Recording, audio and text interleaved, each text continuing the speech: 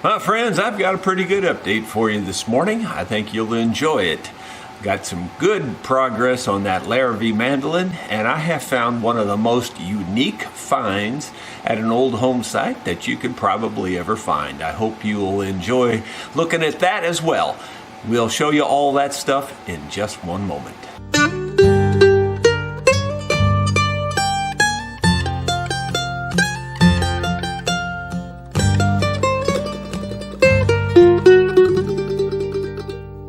Hello my friends, Jerry Rosa here in the Rosa String Works Workshop. Today is Monday, December 5th, and that's a reminder that tomorrow evening, now keep in mind it's tomorrow, not tonight, tomorrow evening we will be playing at Dickey's Barbecue Pit in Rolla, Missouri. So come join us if you can. Make your plans now and come out there and have a good meal. We usually play from around 6 to 8:30. We'll start off with just traditional bluegrass country type music, and then we'll move into the Christmas songs in the second half. Make plans to be there. You'll have fun. Well, I mentioned that I made really good progress on this Larrivee mandolin. Looky there. It sort of looks like a mandolin again. Now, this is a little bit big yet and all that, but I haven't had time to get it all put down. As you can see, as I was sanding this sanded off a little bit before the rest of this. I'm not exactly sure why. I would have thought it would have been the same thickness all the way through. But, you know, my thickness sander is pretty accurate. It's accurate to within a few thousandths of an inch, and you can see that it sanded off on this part of the original mandolin before it sanded this off. So I don't get that. But anyway, and then of course I just brought it smooth all the way up to this point right here. Now it will be thicker there so that it shouldn't break in the future, yet it gives you plenty of room to play. There's no reason for that to be in your way or anything. But I'll refine that and trim it down. It's still a little large. I've just roughed it out at this point.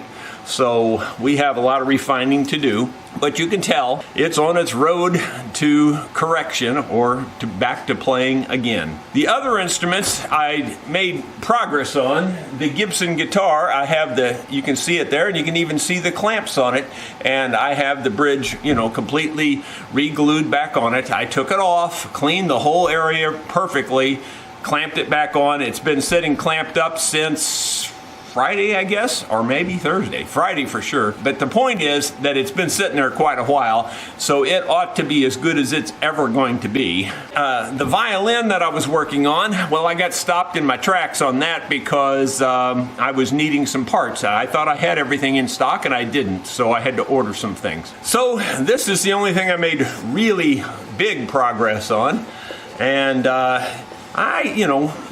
if the creeks don't rise, I might possibly, at least finish up the rest of the neck today. And then I may have to start staining and varnishing and all that kind of stuff, all the little detaily stuff to make it look good. Well, I mentioned I made some good finds back there at my old house places that I've been excavating. Now, some people have made the comments, are you sure you're not just on a dump? No, it's not a dump for sure, because it's spread out across a couple of acres. And, you find one thing here and one thing there, and, it's not concentrated in one small spot like a dump would be. But I did make maybe a revelation. The house may be in a slightly different place than I was expecting, maybe. Or it could be something else. I'll explain. So the house, or where I thought the house was just sitting on that first knoll above the new pond. And that makes sense because there's tons of stuff there, and we're finding old china and different things there. So it could still be that spot. But I decided to take the bobcat back there with my brush hog and clean off the upper hill. And so I cleaned that whole upper hill off. It just was grown up with, arm-sized saplings to smaller. And it was just thick. So I took my hydraulic brush hog and went through there, and that thing it is a weapon of mass destruction. It just cleans it down to the ground. But unfortunately, it leaves things about this tall, so there's little sticks and stobs sticking up about the length of your finger or a little longer, and so it's hard to move the metal detector. I'll have to admit that. It's really difficult, actually. But in the places where I could move the metal detector, I was finding lots and lots and lots more stuff. Because of the way this is all evolving and unfolding, my thought is that those houses were probably still, or remnants, let me say it that way, remnants of those houses were probably still standing in the 40s when the bulldozers came in, and they just went through it and leveled it out. and the bulldozers, the idea of the bulldozers was to terrace the property, for the water coming down the hills to hit a terrace and run off to either direction. But I'm sure they did a number on all those old house places too. Well, I'll keep you in suspense on the best item. But I found a bunch more shotgun head stamps, just a bunch more. And you probably can't read them because they're really hard for me to read right here. But they're very old. I mean, very old. They're at least 100 years old. I found a button here. This is kind of cool. I doubt it'll focus well enough to see this, but there's actually a train on there. I found my very first button. Everybody always talk in these metal detector videos that you watch on YouTube. Everybody just, clamors over the buttons. They're not that big a deal to me, but I guess on the East Coast where those buttons are from the 1700s, I could understand that. This button's old. I don't think it's that old. And you'll probably not be able to make this out. I've washed this and cleaned as best I can. But can you see? There's an eagle on there. And I haven't, looked at it under a microscope yet to try to really determine what kind of eagle and all that kind of thing it is and what the full design is. But it's definitely an eagle, and it's definitely sitting on a branch, and the typical pose, eagle looking, in this case, the eagle's looking to that side there. Give you one more quick look at it. It's a pretty neat old button. It's probably 100 years old or a little older.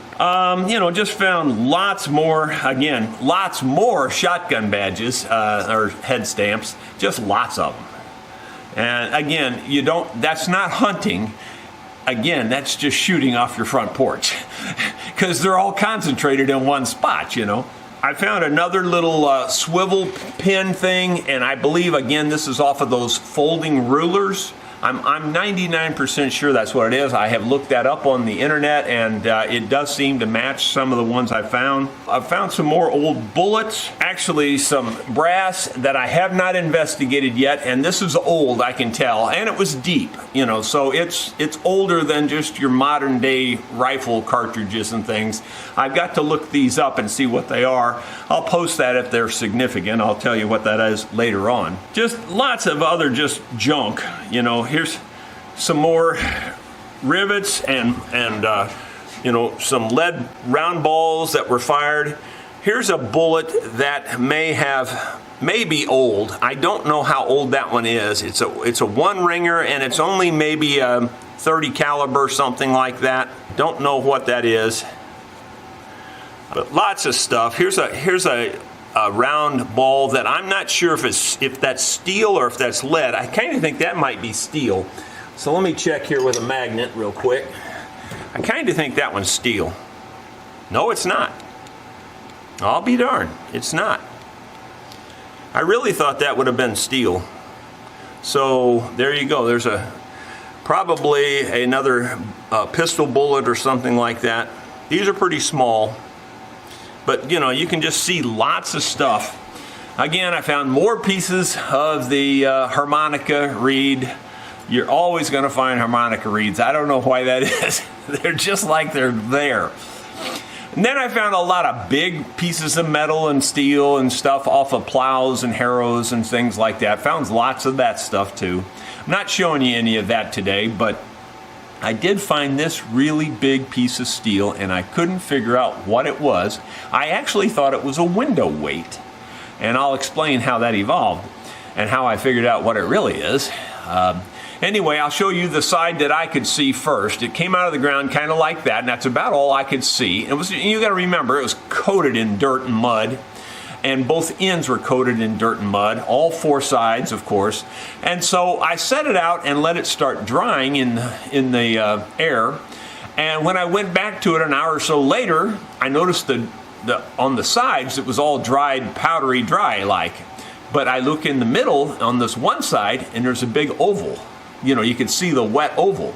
Well, sure enough, it's a hammer. Okay? But then that's not the significant part. That's not what makes this cool. What makes it cool is what's on the ends. This is really cool. Look at there. There's an S and there's an H. That, you know, I know some of you think, oh, that's not that cool. It's pretty cool to me, because more than likely, this has got to be the initials of the people that live there, S and H. So I don't know if it was Sam Harvey or Harvey Sam. I don't know what the name was, you know, or whether the S was the first name or the H was the first name. I have no idea. But we're going to start looking on our deeds. We've got deeds that go back 150 years, and we're going to see if a name appears that has both of those initials on it, and what time frame and all that. So we're going to look into that and see what that is. But this is very heavy too, by the way. It's at least a pound. I'm going to say might be a 2-pound hammer. I'm not really sure what it is. It's heavy. It's at least a 1-pound hammer. I'm positive of that. But I'd say it's closer to 2 pounds. Haven't weighed it. But it is really cool to, you know, when it came out of the mud, I could see this what looked like an eye to me, and what it looked like to me was, you know, keep in mind, it's covered in mud. So what I thought it was a window weight, and I thought maybe, you know, this was an eyelet here that had broken off, is what I thought it was, in the mud and everything. I thought, well, this might have been a window weight or something like that, you know, and it had an eyelet on that end. But nope. It's definitely a hammer, and it's definitely got the initials. Now, then the next question is, well, what would they have used that for? I mean, striking your initials into something, it would be pretty hard to leave those initials into something. I mean, something soft like wood maybe, but even then you wouldn't see it very well. Striking them into metal, it's not going to do much there unless it's really thin metal, maybe aluminum or something, but I doubt it was aluminum back then. So then I thought, well, could they have had a metal handle in this maybe, and they used it for a branding iron type deal, you know? I don't know. I have no idea what this is. I really can't figure out what they would have used this for. So you guys are good with coming up with ideas. So let me hear your ideas on what they would have used this for, because this is a new one on me. I truly don't have a good guess how or why they did this. I'm sure it was made by a blacksmith, and what I imagine, the way I imagine that he made it was he probably heated this end up and then stamped or forged these letters in there, you know, like with a hammer and maybe a round dowel or something like that, and then, you know, drove the other steel back and left the S out and left the H out. That's kind of the way I imagine a blacksmith would have made this. Anyway, to me, that's pretty darn cool. I'm really tickled to find that. I didn't even know it had those letters on it, though, until I got it to the house and started washing it off. And then I went, wow, pretty cool. So anyway, I know some of you are not that impressed. That's okay. You don't have to be impressed. I think it's cool. By the way, my friends, I thought I might just add that our Christmas show is coming up December 15th. And that's going to be a live show right here in the shop on December 15th at 7 o'clock p.m. my time. I have got some big grandiose plans for that. Just some silliness and some different things planned, and I hope it all works out. I'm not going to say what they are because they might not work out, but it's going to be a little bit better or a little bit different or a little bit more elaborate than shows in the past. Right as we speak, I'm planning to make it a 2-hour live show. So it should have plenty of entertainment for a couple of hours there at 7 o'clock p.m. on December 15th. That's a Thursday evening. So set your calendars up and get your reminders going and be there, or be square, as they say. Anyway, that's about it for today. I'll give you some more status on this Larrivee as we make more progress. And of course, as always, you'll see a full video on this full restoration after we're finished.